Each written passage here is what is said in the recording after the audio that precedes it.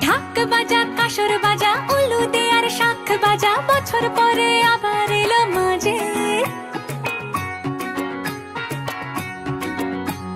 পুজো পুজো গন্ধ নিয়ে নতুন গানের ছন্দ নিয়ে